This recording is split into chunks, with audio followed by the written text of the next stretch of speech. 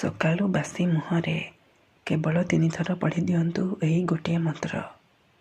Guarantee ଦେଉଛି, ସନ୍ଧ୍ୟା ହେବା ମାତ୍ରେ ସେ ମହିଳା ତୁମ ପାଖକୁ ଆସିବ। ଯାହା ଚାହିଁବେ ତାହା କରିବାକୁ ଦେବ। ତୁମର ସବୁ ଇଚ୍ଛା ପୂରଣ କରିବ। କେବଳ ଆପଣଙ୍କୁ ସକାଳୁ ଉଠିବା ମାତ୍ରେ ବାସି ମୁହଁରେ କେବଳ 3 ଥର ଏହି ମନ୍ତ୍ରକୁ ପଢ଼ିବାର ଅଛି। ତାପରେ ଦେଖିବେ ଚମତ୍କାର। ଗ୍ୟାରେଣ୍ଟି ଦେଉଛି, ଯେଉଁ ଝିଅ ପଟୁନଥିଲା ସେ ଝିଅ ଆପେ ଆପେ ପଟିଯିବ। ପଡ଼ିଶା ଘର ସୁନ୍ଦରୀ ଭାଉଜ ରାତି ଦିନ ଘରକୁ ଡାକିବ। ଆଉ ଯାହା ଚାହିଁବେ ତାହା କରିବାକୁ ଦେବ। ହଁ ଦର୍ଶକ ବନ୍ଧୁ, ଯଦି ଆପଣ ସୁନ୍ଦରୀରୁ ସୁନ୍ଦରୀ ଝିଅକୁ ମନେ ମନେ ଭଲ ପାଉଛନ୍ତି, କିନ୍ତୁ ଯେତେ ଚେଷ୍ଟା କଲେ ମଧ୍ୟ ତାକୁ ପଟାଇ ପାରୁନାହାନ୍ତି, ଆଉ ଆପଣ ଚାହୁଁଛନ୍ତି କି ସେ ଝିଅ ନିଜେ ଆସି ଆପଣଙ୍କୁ ଭଲ ପାଉଛି ବୋଲି କହୁ, ଆପଣଙ୍କର ସବୁ ଇଚ୍ଛା ପୂରଣ କରୁ, ତେବେ ଆଜିର ଏହି ବଶୀକରଣ ଭିଡ଼ିଓଟି ଆପଣଙ୍କର ଇଚ୍ଛାକୁ ପୂରଣ କରିବ। କାରଣ ଆଜିର ଏହି ଭିଡ଼ିଓଟିରେ ମୁଁ ଆପଣଙ୍କୁ ଶିଖାଇବି ଏମିତି ଏକ ମହାଶକ୍ତିଶାଳୀ ମନ୍ତ୍ର।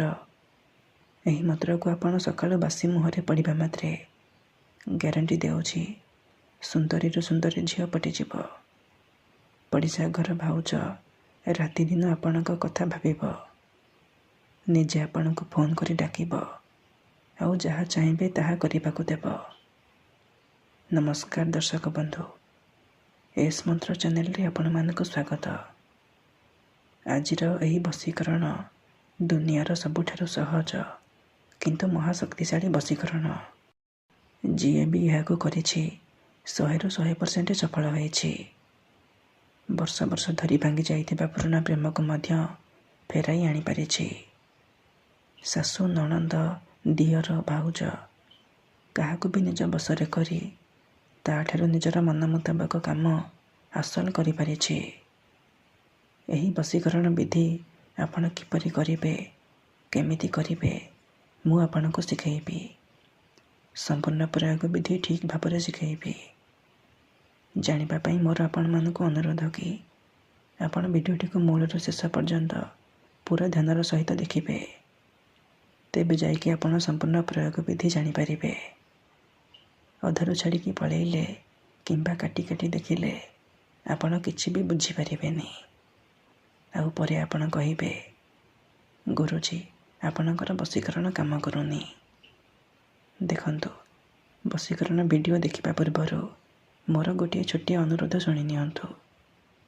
ଯେଉଁପରି ଆପଣ ଭଗବାନଙ୍କୁ ମାନୁଛନ୍ତି, ଭଗବାନଙ୍କ ଉପରେ ବିଶ୍ୱାସ ରଖିଛନ୍ତି, ନିଜର ସବୁ ଦୁଃଖ, କଷ୍ଟ, ଅସୁବିଧା ଭଗବାନଙ୍କୁ ଜଣାଉଛନ୍ତି। ଯଦି ସେ ଅସୁବିଧାର ସମାଧାନ ନହେଲା, ତାର ମାନେ ନୁହେଁ କି ଭଗବାନ ନାହାନ୍ତି। ସେହିପରି ତନ୍ତ୍ରମନ୍ତ୍ର ହୁଏ, ବଶୀକରଣ କାମ କରେ, କିନ୍ତୁ ଏହାକୁ ଆପଣଙ୍କୁ ସିଦ୍ଧ କରିବାକୁ ପଡ଼ିବ। ପ୍ରୟୋଗ ବିଧିକୁ ଠିକ୍ ଭାବରେ କରିବାକୁ ପଡ଼ିବ। ମନ୍ତ୍ର ଠିକ୍ ଭାବରେ ପଢ଼ିବାକୁ ପଡ଼ିବ। ତେବେ ଯାଇ ମୁଁ ଆପଣଙ୍କୁ ଗ୍ୟାରେଣ୍ଟି ଦେଉଛି, ଆପଣ ଯେଉଁ ଝିଅ ବା ବିବାହିତା ମହିଳାକୁ ପଠାଇବାକୁ ଚାହୁଁଛନ୍ତି, ତାକୁ 100ରୁ 100% ପଠାଇ ପାରିବେ। ତାକୁ ନିଜ ପ୍ରେମରେ ଦିବାନୀ କରି ତାଠାରୁ ନିଜର ମନ ମୁତାବକ କାମ ହାସଲ କରିପାରିବେ। ତେବେ ବଶୀକରଣ କରିବା ପୂର୍ବରୁ ବଶୀକରଣ ବିଷୟରେ କିଛି ଜାଣି ରଖନ୍ତୁ।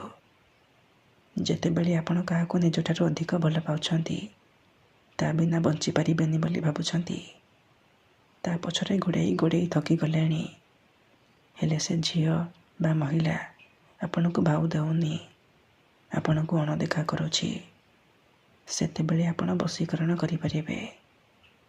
ବଶୀକରଣର ମାନେ ହେଉଛି ନିଜର ଭାବନାକୁ ଅନ୍ୟର ଦିମାଗରେ ପହଞ୍ଚାଇବା, ନିଜର ଭଲ ପାଇବାକୁ ଅନ୍ୟର ଦିମାଗରେ ପହଞ୍ଚାଇବା, ମାନେ ସେ ଝିଅ ବା ମହିଳାର ଦିମାଗରେ ପହଞ୍ଚାଇବା।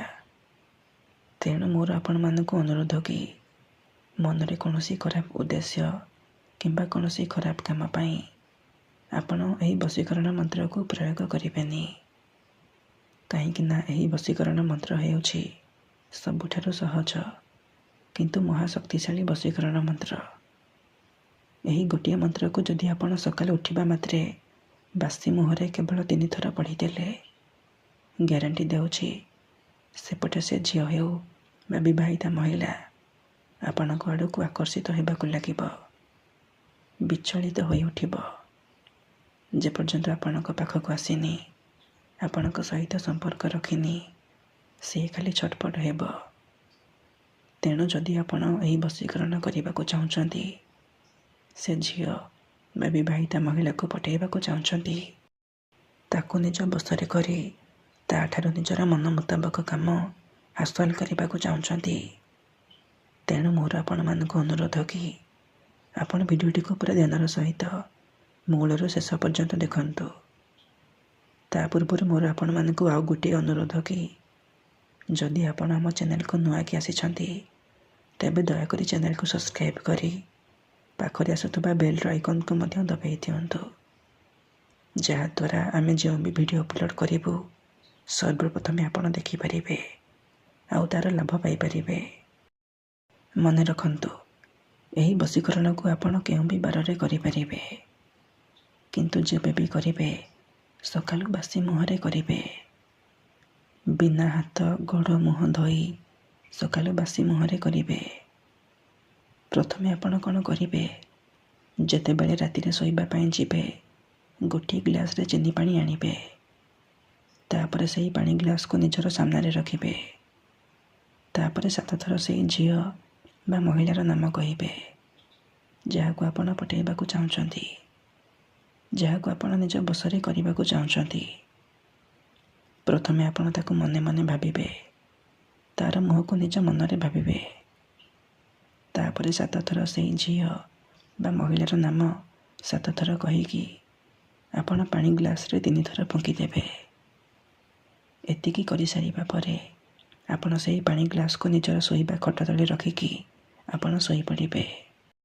ଯଦି ଆପଣ ଖଟରେ ଶୋଉନାହାନ୍ତି, ତଳେ ଶୋଉଛନ୍ତି, ତେବେ ଆପଣ ସେହି ପାଣି ଗ୍ଲାସକୁ ନିଜର ମୁଣ୍ଡ ପାଖରେ ରଖିକି ଆପଣ ଶୋଇପଡ଼ିବେ।